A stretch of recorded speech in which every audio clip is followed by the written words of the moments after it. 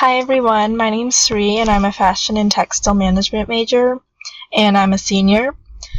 So I decided to go through some of the articles and readings so far and just discuss them and compare it to my own resume that I made about 6 months ago. And I didn't have any special guidelines or anything when I made it, so I'm going to just compare it to what I've learned so far. And so I read the chapters in the book. I actually have an older version, so hopefully it matches up to the version you guys have. But anyways, I read chapter 10 and it talked about different types of resumes, and basically there's chronological and functional resumes. So I pulled up an example of both, and here's a chronological resume. So basically this type of resume just gives details of all your work experience and goes in order, giving like a smooth summary of your experience in work and education. So here you can see he listed his most recent job and then just goes downwards from there, and then there's some education. So that's just an example of how it could be done. And then I actually learned that this type of resume, if you have like big gaps in your work or school, like if you were unemployed for a year or two, it just might look disorganized or confuse people because it isn't a smooth progression. So it's important with this type of resume to kind of be consistent and go chronological, and not be like big gaps in your jobs, because employers want to see a growing organized trend in your experience. So if you have it that way, then this works good. And then there's a functional resume, which is where you focus more on listing your main skills overall, and then you may at the bottom put some job titles at the end, like he's done here.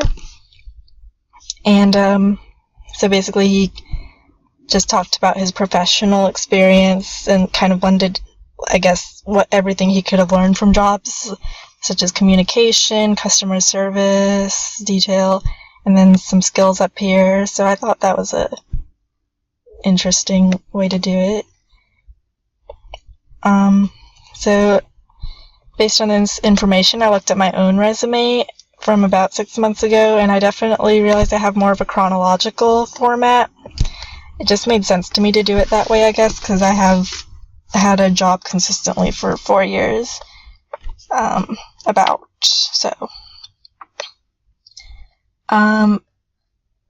actually think after reading about the resumes, I could go for more of a functional format, just because I've learned a lot in my classes, in my major. I've had group projects, and I do have quite a few extracurriculars now, and I could just blend it all together and give a more general picture of myself, and do it that way, and that would also cut it down a little bit.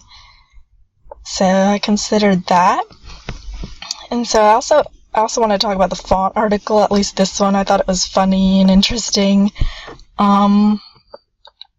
There is actually a font made that you could use just for fashion jobs, which I thought was interesting. This one, Ditto, or however you say it, says it's a bit very tall, a little fancy, and a little feminine, so I definitely considered changing it to that. And I actually went for Times New Roman as my font, which I don't know why, but I actually learned in the article it said that, that's actually a controversial font and it's kind of overused or misused. So I definitely think I want to change that. And it says that, it just shows you didn't put much thought into your the type of font you chose because it's so common. And I agree with that. So I now know that I now have a font that I want to change to, and I should definitely not go with Times New Roman. So that's about it, and thank you for watching.